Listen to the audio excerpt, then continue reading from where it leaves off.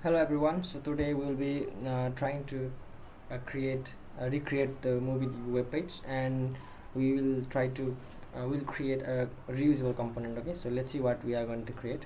So we'll create this section. Okay, so this is a complete section, and it has a title and a switch and some kind of movie list. Okay, so here it also has the same thing, and this one also is pretty much the same. So these three are pretty much the same, right? So we need to make a component that's reusable so that we can use it later on in these sections as well.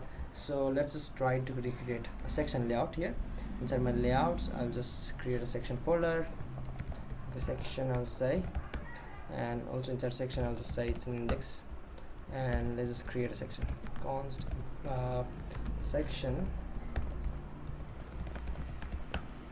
and export default section.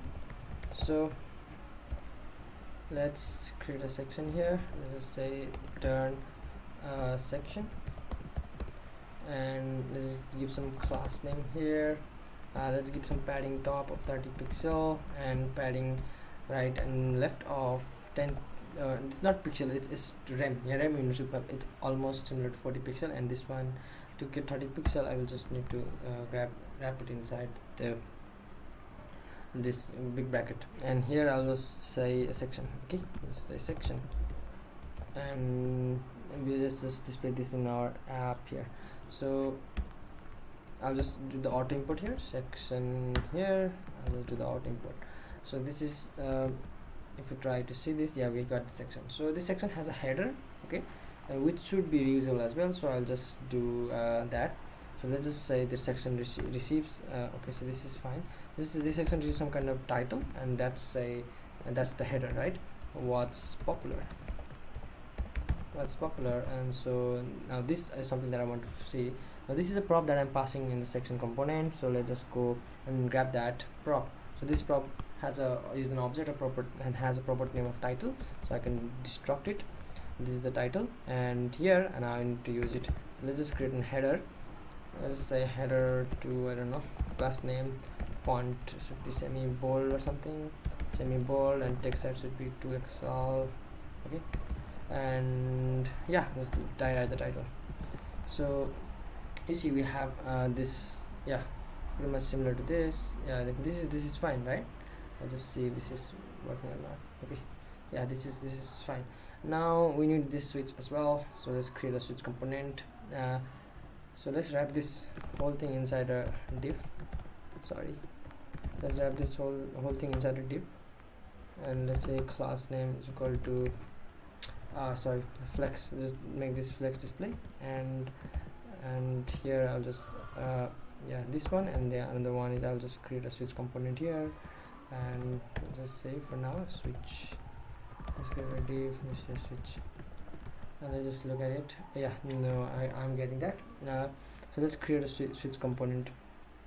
So in my base UI, I will just create a folder. Folder that's switch. Okay, and inside the folder I'll say index.jsx. Okay, spelling mistake. Index.jsx. Okay, and this should be switch component here, and let's just export as well default switch. So let's import this in our section layout. Okay, where is the section? So this one, yeah, let's just import it. I'll do the auto import from VS Code, so I can simply write here switch, and this will automatically import me this, and this, let's say this switch should have an item. Okay, so I'll just give an items prop. Let's give an item here. Okay, so let's just, not just title, this section should have an items as well.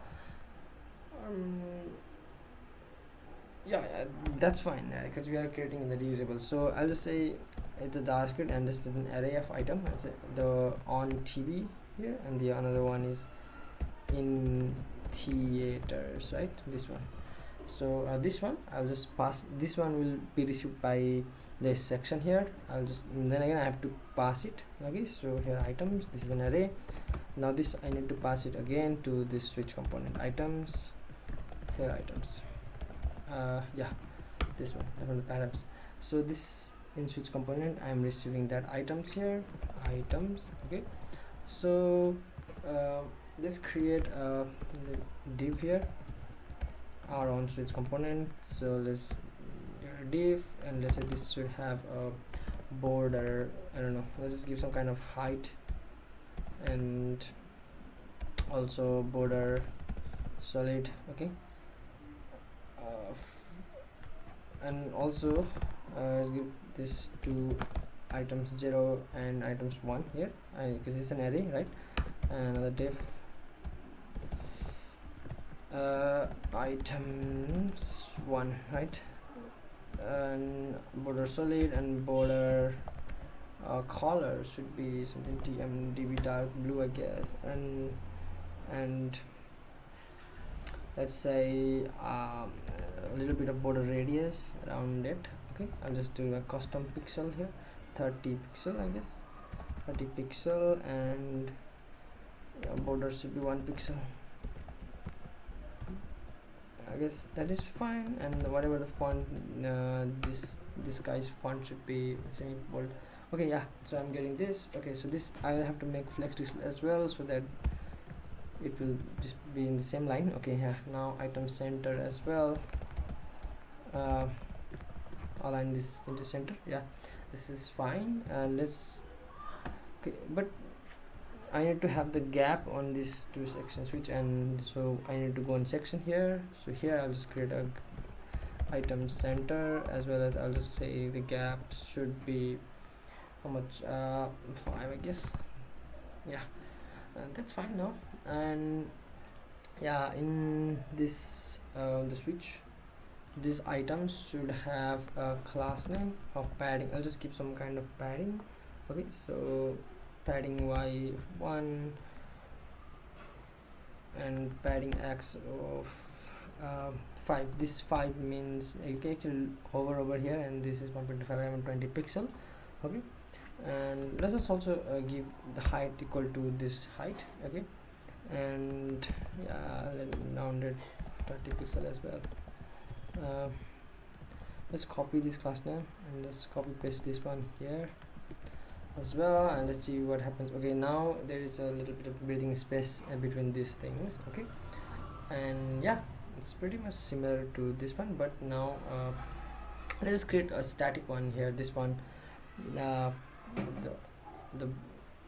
yeah, okay, so this one has active text of some kind of linear gradient here, and also let's just create a background here as well. So let's just create another background here, that so these backgrounds, I'll just say class name should be height of 8, and let's just give width or something, width of something like that, 20, I don't know, and background should be tmdb dark blue. Okay, so let's see. Yeah, I'm seeing it.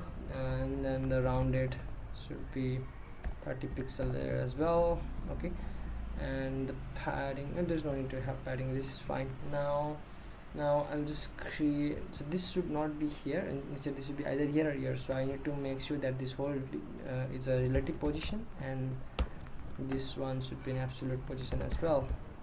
Okay, so yeah, now it is here, but it is overlapping our text. So in order to avoid that, just give jet index of 1 here and jet index of -1 here. Okay, and let's see, and yeah, now we are actually not overlapping, but the color is still black here. Okay, so let's just give a color. So let's give some color to give this gradient. So this is a gradient color, so we need to use background to give this text color. Okay, so yeah, the background, and I need to clip it, I need to make the text transparent. Okay, I need to have the background clip, and yeah, so and the color should, background should be gradient. So I'll just create an active class here. Okay, so just this is the tailwind chassis.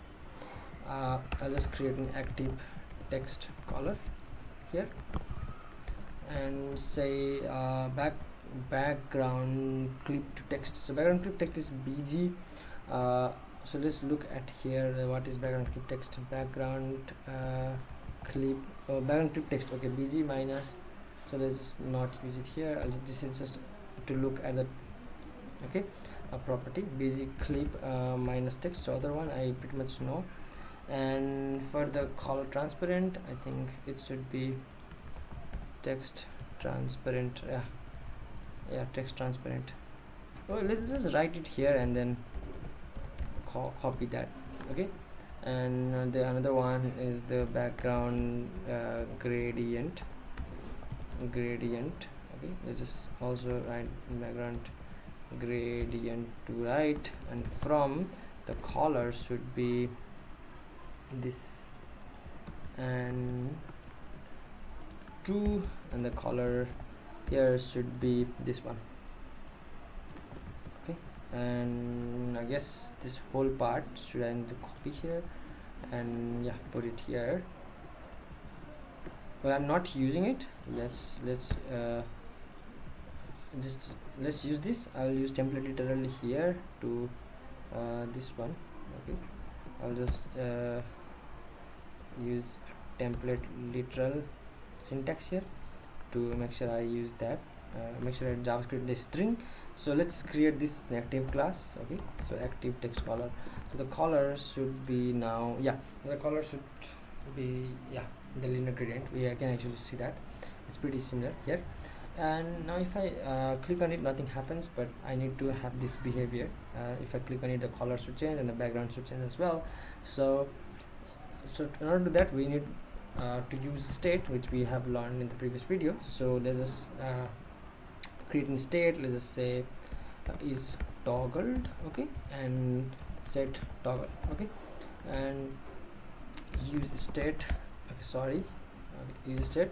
I'll just use the auto import. Okay, so use state. Okay, yeah, now this will automatically import. So let's just say it's a false for now. So if it is false, I want this to be active, and if it is true, I want another one to be active. So in order to do that, I will use logical short-circuiting. So here is how you can do it. So if is toggled is false, that means I need to this part to run only if it's false. So double or operator, I need to use double or operator to do that. And the same thing, I'll just copy this, and for this to operate when it's true, I just need the double and operator, right? So I guess that would make sense, but still there is no way nothing happens. State never changes, so it's always this one. And to make that, I'll just need to have an on click property, and let's just say handle toggle. Okay, something like that, and this should handle for the true and this should handle for false. Yeah, this should be always false and this should be always true. So what I will do is I'll just create a function here instead, and I'll just, okay, wait, I'll just first let's just create a handle toggle function. Okay, so handle toggle, and let's just say this receive the toggle state on some kind of argument. Okay, and let's just set the toggle to some toggle state. Okay, so how we're gonna pass is we can actually do, I'll just show you the two approaches here. Both are fine, so let's just see the first one here. So here I'll just say this is a handle toggle. Okay, dot bind. I'll just use the bind, and I don't need to bind this, so I'll just say null and pass an argument. So argument should be true, right? This one in the true means, and I mean this one should be false always. Okay, so false, this is towards will be false. So let's just copy this as well and copy Control V. Okay, sorry, this one Control V, and this should be always true. Okay, I think this is gonna work. I see the color change. Yeah, the color is actually changes. Also, let's just do a hover of cursor pointer. Hover. Okay, hover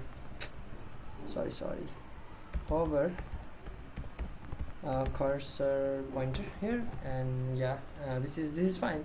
And I guess this approach is fine as well. So another approach is you can actually create a function here and then call that handle toggle function with true. I guess, yeah, that this is a, so both are fine. You can use any approach to do that.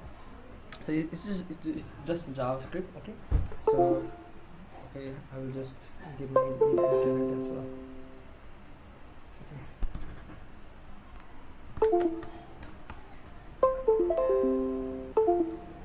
Okay, and both are fine. Okay, so also the background should change as well, so I'll just create a style property. Here I'll just say style, so it's the JSX style properties to give inline style in the CSS. So if is toggled is true, I will use dollar operator. I want this style to be applied, and if is false, I want this one. Okay, so this is the first object, that first style if it's true. So if it is false, that means the default part, so I will want to have this is the absolute, right? So I would want to have left of 0, and it should be string, and I want to have width. Let's just give some 80 pixel width here, just manually. Let's just give some width.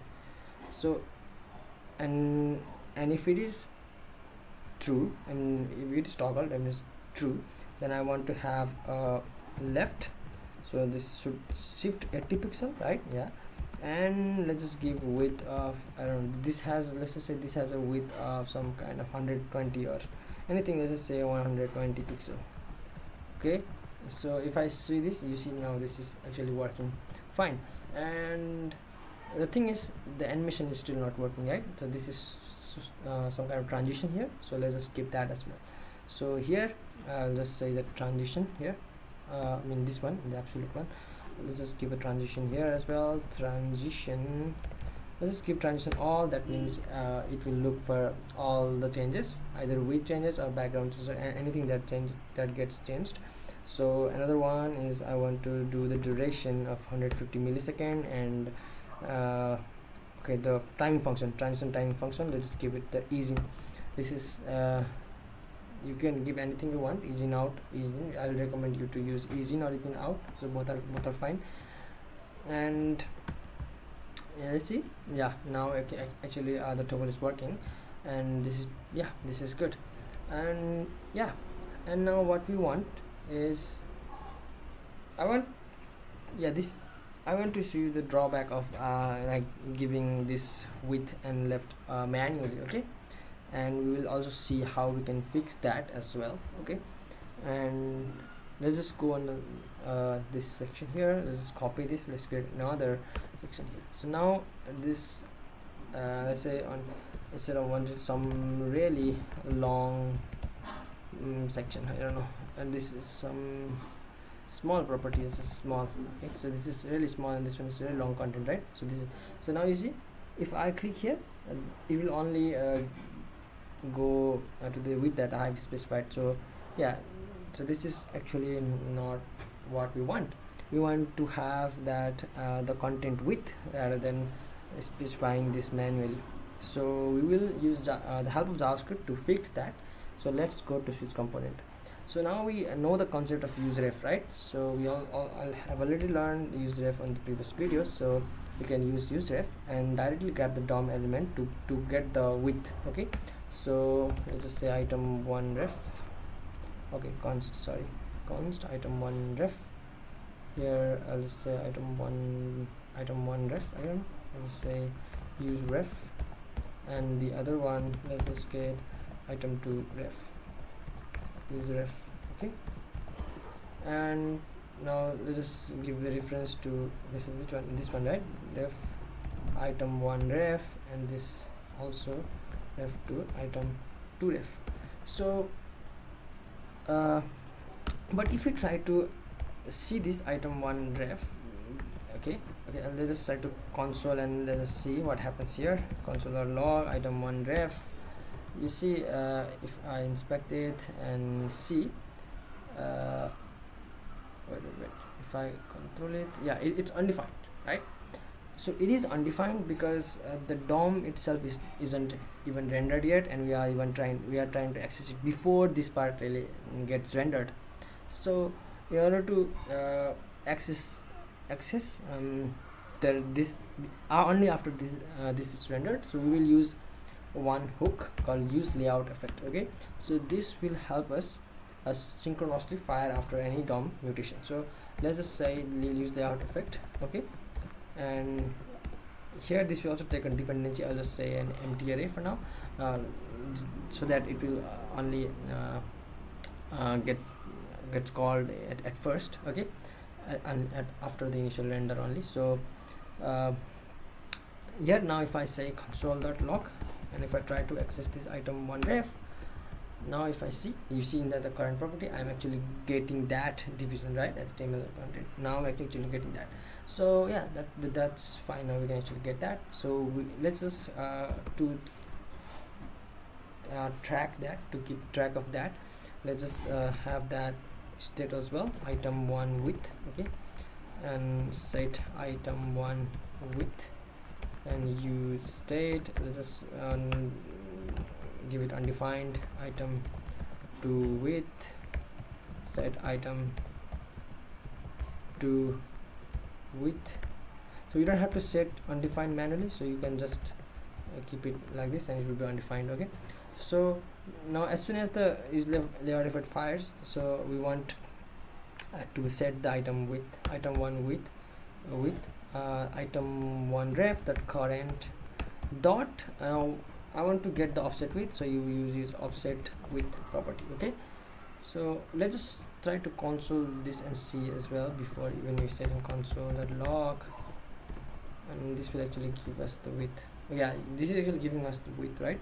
So this one is 80 and this, the second one is 208. Okay, yeah, this is now actually giving me dynamic width rather than just specifying 80 directly. Okay, and yeah, I'm setting the item1 width, and I need to set the item2 width as well. So just say item2 width, item2 ref, right? And now I can actually give this here.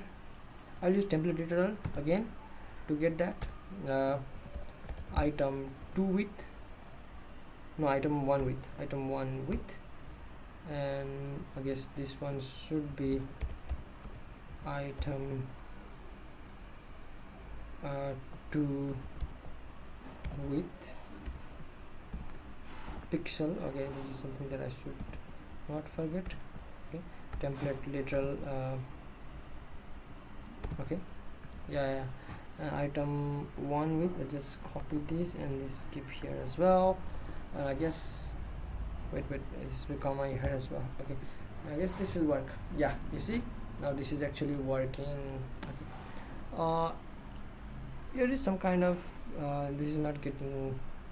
Okay, I'll just fix it here. I'll just say the width here should be a +2 pixel as well. So yeah, I guess this is fine. Yeah, this is fine. Now whatever the section length, it will take the content length. Okay, so yeah, that's fine. Now we have fixed that. But you see, if we click on this, we want to grab that value on our app component. Okay, so whether we are on TV or in theaters, so which one we have clicked, we should know which one we have clicked as well. So to do that, we need to send props from the child to the parent component. Means we are doing the reverse of what we have been doing so far. So how can we achieve that? Is we need to do that, we'll just send a function as an argument. So in the section, I'll say this is on toggle. So on toggle. Okay, so this is some kind of handle toggle value. Okay, let's just say the function here.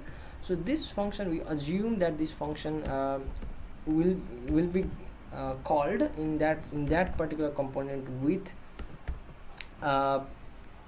let's just say ES6 syntax. Let's use this with an argument, and that argument will be our value, right? Selected value. Let's just say is this an argument. Okay, and let's just print whatever the argument is, console.log selected value.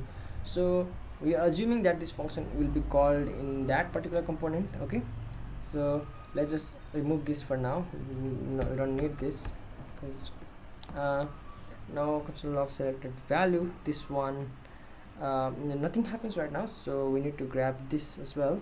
So this we are passing it in the section, so let's just go and grab that on toggle, right, this one, and inside the switch we need to grab that. Okay, so we are not passing that, so we need to pass here on toggle. So let's just do something called spread operator. Let's spread all those props here, and we know we can now spread that props here. Whatever will be received will be go on switch dot props. Okay, except for the title, because we are title, we are actually grabbing this, and this is a rest. Okay, now this syntax is more of a rest operator, and this one is spread operator. Okay, even though the operator is same, we are grabbing the rest the values, and here we are spreading that values. Okay, and let's just now grab that prop here as a no, I don't need item. Okay, this is items. Okay, this is fine, and this is another one is the function on toggle. I think this is one. Let's just see this is works or not. This is fine, and on toggle now we need to call this. Okay, on toggle and the argument should be the value, right? So the value should be either item 0 or item 1. So based on whether it is toggled or not, we can actually if it is toggled, then it should be item 1, and if it is not, if it is false, this should be item 0. So it should be items rather than item. So let's see if this is work. See on TV, if I click on now it's work. It works now. We know that which one we are. Okay, so the component app itself is not re-rendering, only re-render occurs in the switch component, but we are calling this here, so this function with that value, so we can actually access it now in the app component here. We can get that value here as here in this particular function. Okay, only in this function. So we can create state and store that value in this app as well, and that way the app will re-render, but right now the scope is only inside this function. Okay, so yeah, that's, I think today we have done pretty much. This is going to be a pretty long video again, so I think I will wrap it up to now, up to here, and next time we will see another hook, use effect, and component lifecycle, all those things, and this is pretty much alternative to this use layout effect as well, right, that we have learned today. Anyway, so yeah, I guess it's fine, right? Now we have this. Yeah, thank you so much. So see you in the next video.